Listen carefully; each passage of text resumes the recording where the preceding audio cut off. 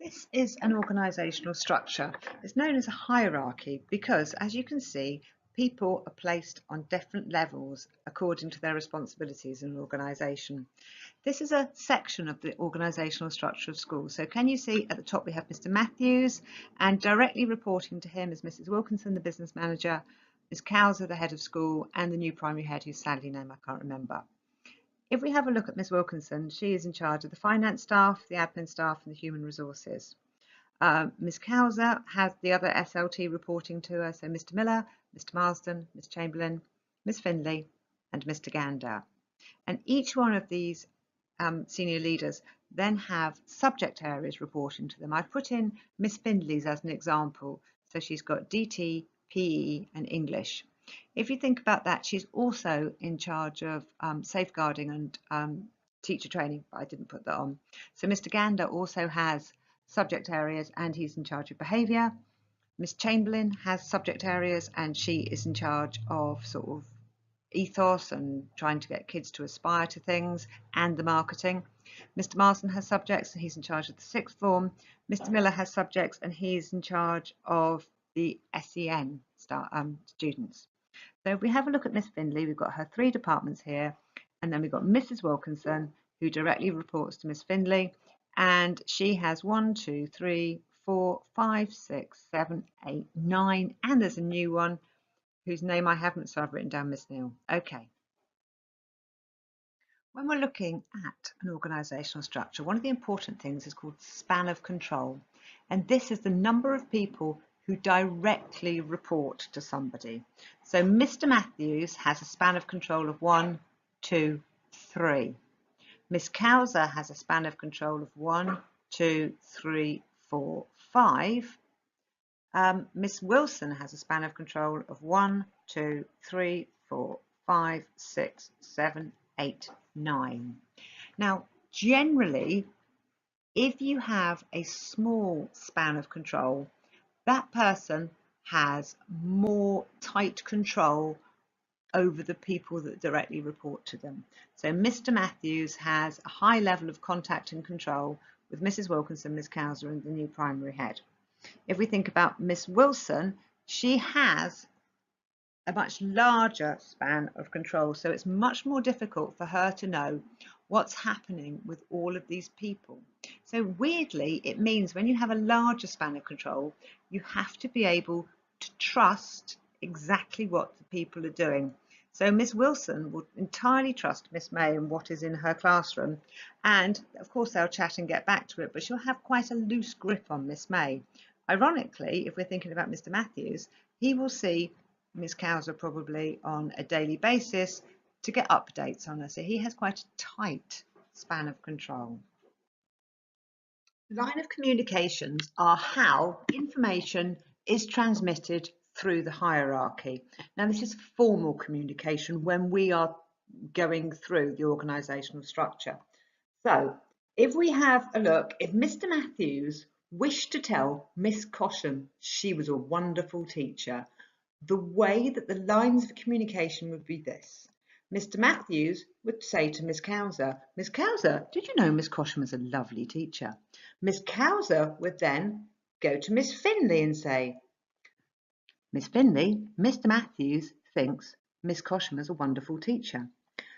Miss Findlay would then go to Miss Wilson, head of English, and say, ooh, Miss Findlay, Mr. Matthews would like to pass on how wonderful he thinks Miss Cosham is.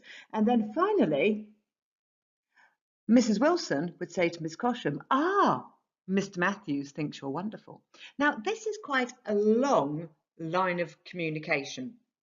And that example was fairly trite. It might be that Mr. Matthews was communicating changes to the English syllabus and stuff like that. However, what it does mean is it's quite a long way down the line of communication, so it takes quite a lot of time to get through the process.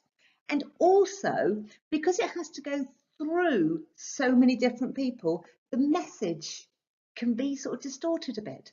So this means that because we have such long lines of communication, That this means that we have quite a slow-moving organisation because information has to travel through so many people to get, because we're in a bureaucratic system, R1. So we have very long lines of formal communication.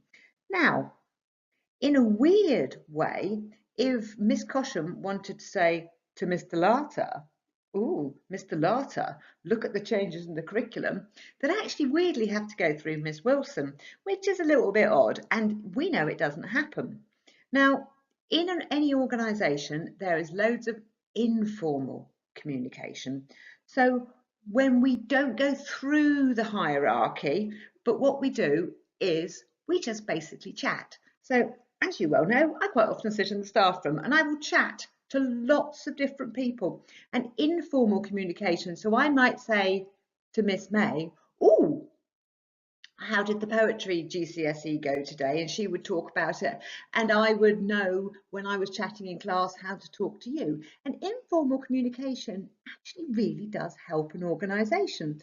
I might informally go to Mr. Gander, otherwise I would have to go through Mr. Mills, who'd have to go through Mr. Miller, who would then go to Mr. Gander. But I would say to Mr. Gander, "Oh, who have you got in detention tonight? See if I've got someone who is important for me," and I would go and sort them out. So formal lines of communication, a slow, informal lines of communication make an organisation work. An organisation structure is a choice. So at school, we have decided to have quite a large hierarchical structure. Now, many modern organisations don't have so many different stages. They have what is called a much flatter structure. And to do this, they delayer, they take out layers of the hierarchy. Now, if we took out Miss Linnett, Miss Joyce, Miss Giles, Miss Dunaway, there wouldn't be anything happening because they are your teachers. So we're not going to take out the doing people. What we have is we could take out some layers here to improve communication. Now, Miss Kauser has a span of control of 5 people. If we delayered and took out Mr. Gander, Miss Findlay, Miss Chamberlain, Mr. Marston, and Mr. Miller, and Miss Wilson reported to Miss Kauser, Mr. Dyer reported to Mr. Kauser, Miss Steele reported to Mr. Kauser, and all the other department heads, would it make any difference? It would mean that Miss Kauser had a larger span of control, which would mean that she would have to trust the people more and have less contact with them, but then they're professional people. So, quite interestingly, we could do that. Or it would mean that the communication would be a lot swifter. Miss Kauser would really know what's happening on all the departments. We could get rid of Mr. Matthews. Do we need him? He's got a span of control of 3. Mr. Matthews you could just put Miss Wilkinson in with the senior team and the new primary head in with the senior team, and either get rid of Mr. Matthews, Miss Kauser. Again, larger span of control, tighter grip, more trustworthy. However, shorter lines of communication, a lot more change would happen. It is a choice, and this is how the school has chosen to be. Finally, we need to look at the interactions between functions. And when we're looking at this, we're looking at the doing end of it. So we'll look at, how does DT relate to PE? How does PE relate to English? How does English relate to finance and things like that, and human resources? So the functions in an organisation will interrelate and get things done. Say, for instance, if we were at Cadbury's, when a new product is being developed in the research and development department, it would interrelate with marketing about how it fitted in with consumer needs. It would interrelate with production and see how it could be made. So the departments would have to work together. Now, school's a little bit weird in lots of ways because English really probably doesn't chat that much with PE about things. English possibly doesn't really chat that much with DT about things. We're quite insular in our subject areas, and the school does try and get us to share ideas and things, but predominantly we stay within our departments, which possibly isn't the best thing for the school, because English might have a truly fabulous idea about how to work things and we will never know about it.